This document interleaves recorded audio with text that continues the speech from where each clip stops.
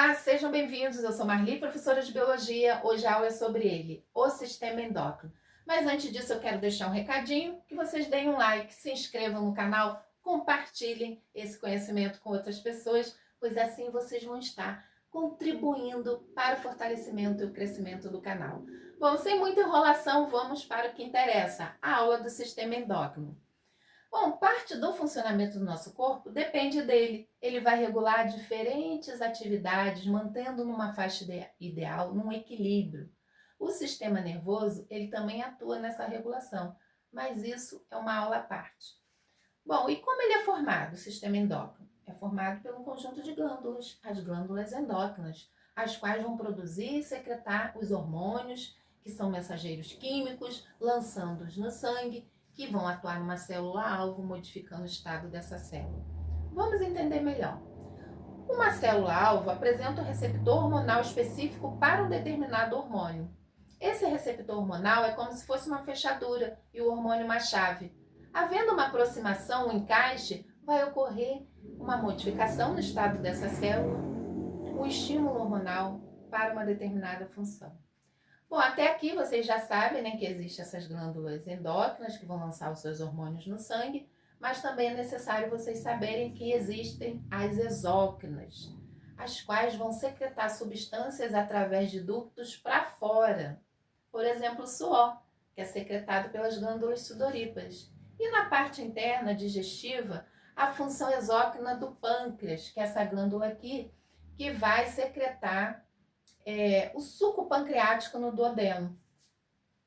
Bom, agora vamos entender sobre esse quadro, esse desenho que eu fiz, bem bacana para vocês, uma forma bem didática, de fácil compreensão. As palavras que estão nas cores azuis são as glândulas e as que estão nas cores vermelhas são os hormônios. Vendo da parte de cima para baixo, existe uma região no encéfalo chamada de hipotálamo. Eu projetei para cá para vocês visualizarem melhor. Essa parte de cima é o hipotálamo, sob ele tem a glândula hipófise. Vou falar rapidinho sobre o hipotálamo. O hipotálamo comporta-se como um órgão endócrino, porque ele vai produzir os hormônios endócrinos e estes vão atuar sobre a hipófise, na regulação dessa glândula. Bom, e a hipófise é uma glândula mestra, apesar de ser bem pequenininha. Como assim?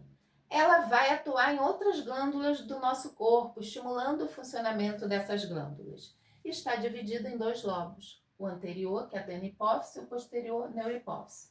Vamos entender por parte. Na neurohipófise, os hormônios ocitocina e ADH, eles apenas vão ficar armazenados, são produzidos no hipotálamo. Em que momento vai atuar cada um? O hormônio ocitocina vai atuar no momento do parto, na parte interna do útero, estimulando, aumentando as contrações para expulsar o bebê.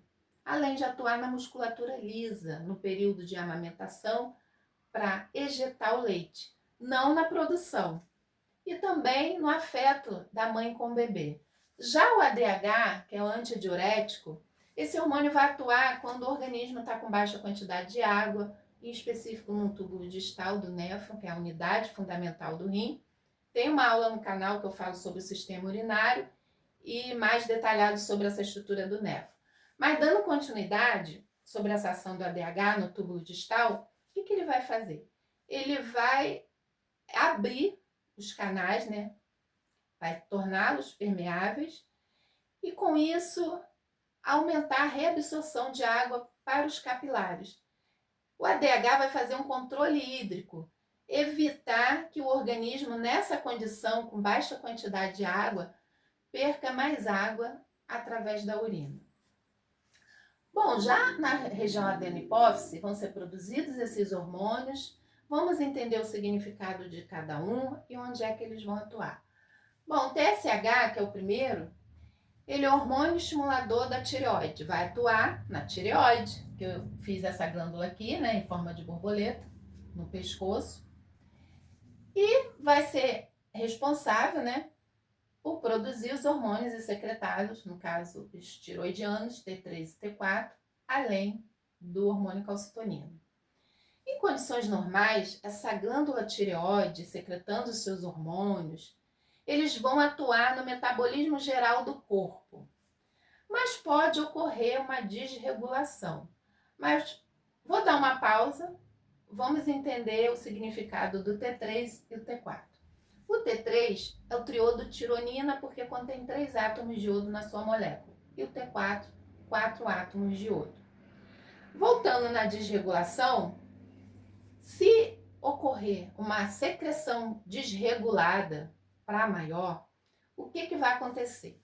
A pessoa vai desenvolver uma condição de hipertireoidismo, vai ter um metabolismo acelerado, vai ter irritabilidade, um aumento de pressão e tende a emagrecer. Além de ter um inchaço na tireoide, que pode ocorrer, que é chamado de bócio, e exoftalmia, os olhos ficam um pouco esbugalhados para fora, saltando um pouco da aorta. Já ao contrário, com baixa quantidade de iodo, de liberação desses hormônios abaixo do normal, o que vai acontecer com esta pessoa? Ela vai desenvolver uma condição de hipotireoidismo. Não vai ter assim ânimo para nada, o metabolismo vai ser lento, a pressão vai cair e tende a engordar. Outras pessoas podem desenvolver também o inchaço da tireoide, que é chamado de bócio carencial, é um mecanismo de compensação. E para resolver isso, tornou-se obrigatório, como exemplo, a inclusão desse elemento iodo, que é muito importante, no caso no sal de cozinha. Não sei se vocês já viram, na embalagem está escrito lá, sal iodado. Bom, agora, sobre o hormônio calcitonina, esse hormônio ele vai atuar junto com o paratormônio, na regulação do cálcio no sangue. Vamos entender melhor. O paratormônio, ele é secretado pelas paratireoides, que são glândulas que estão atrás da tireoide. Eu evidenciei esses pontinhos vermelhos, né, para representar as paratireoides. Bom, a calcitonina vai retirar o cálcio do sangue e jogar nos ossos. Então, vai diminuir o nível de cálcio no sangue. Por conta disso, o paratormônio vai ser secretado das paratireoides e vai pegar uma parte do cálcio que está no osso e jogar no sangue para elevar. Então, tanto a calcitonina como o paratormônio vão atuar equilibrando o cálcio no sangue. Bom, agora a respeito do ACTH, adrenocorticotrófico, esse hormônio ele vai atuar sobre as adrenais, que são essas glândulas que estão acima, né, de cada rim. Também pode-se falar suprarrenais. Bom, como exemplo, na parte do córtex, a parte mais externa dessas glândulas, o cortisol ele vai ser secretado em meio a uma situação de estresse. E a aldosterona também, que faz parte do córtex, quando a pessoa tem uma queda de pressão, então vai aumentar regulando. Já o hormônio adrenalina, que faz parte da medula das adrenais, mais da parte do meio, vai ser secretado em meio a uma situação de luta ou fuga. Bom, a respeito do FSH e o LH, o FSH é o hormônio folículo estimulante, o LH luteinizante. Esses dois hormônios vão atuar sobre as gônadas, as glândulas sexuais, no caso feminino, o ovário e masculino, os testículos. Vou falar por parte. Bom, no ovário vão ser produzidos hormônios estrogênio, progesterona. O estrogênio é muito importante nas características sexuais secundárias. Vamos entender que o FSH ele vai atuar na maturação dos folículos ovarianos e o LH na ovulação e na formação do corpo lúteo. Uma observação que eu quero fazer é que esses hormônios, o FSH e o LH, eles são bem intensos no período da puberdade, nessa fase de transição entre a infância e a adulta. Bom, dando continuidade, agora vamos entender a atuação do FSH e o LH sobre os testículos. O FSH ele vai atuar na produção, melhor dizendo, dos espermatozoides, no processo de espermatogênese. E o LH na produção do hormônio testosterona, que é muito importante também nas características sexuais secundárias masculinas, na modificação da voz e no surgimento de pelos.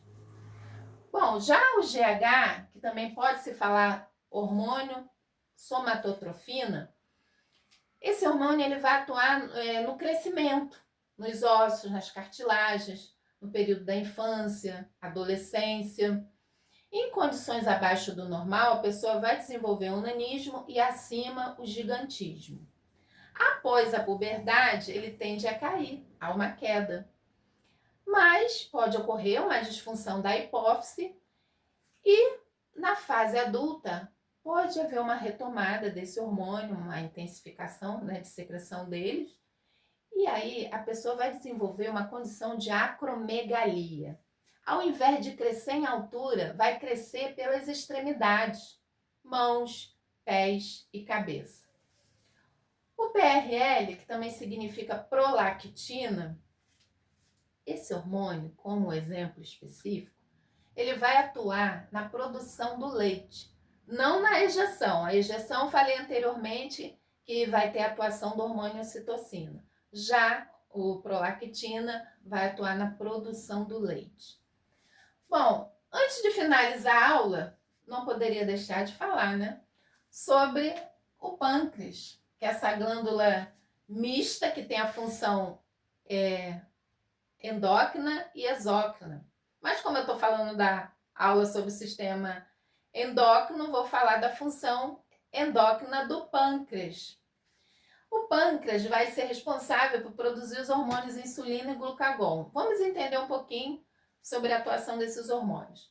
Após a alimentação, a glicose ela aumenta no sangue, então esse hormônio insulina vai ser secretado pelo pâncreas e vai pegar essa glicose e levar para a célula, para o fígado, vai estocar em forma de glicogênio, para o músculo. Quando o organismo passa muito tempo sem se alimentar, essa glicose tende a cair. O glucagon tem a função antagônica. O que vai acontecer? Ele vai lá no fígado, vai estimular a quebra do glicogênio, vai pegar essa glicose e jogar no sangue, elevando para manter um equilíbrio. Então percebam que o hormônio insulina e o glucagon, eles vão atuar regulando o açúcar no sangue.